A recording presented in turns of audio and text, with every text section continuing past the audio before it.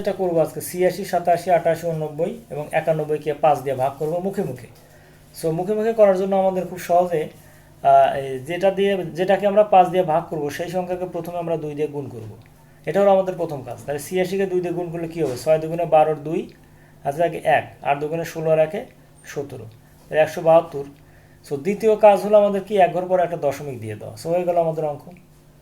So একইভাবে 2 নম্বর অঙ্কটা যদি করি তাহলে 7 দুগুণে 14, 4 আর হাতে থাকে 1, 8 দুগুণে 16 আর হাতের 1 17, তাহলে 174, এক ঘর পরে দশমিক দিয়ে দিলাম, হয়ে গেল।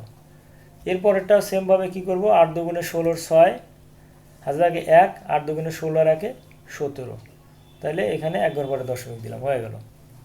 পরেরটা কী করবো, 9 দুগুণে 18, 8 হাতে থাকে 1, 8 দুগুণে 16 আর 1 17, এক ঘর পরে দশমিক দিলাম, হয়ে গেল।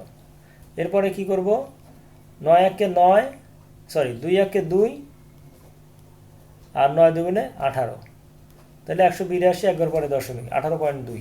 সো এইভাবে কিন্তু আমরা এই ধরনের অঙ্কগুলো করতে পারবো।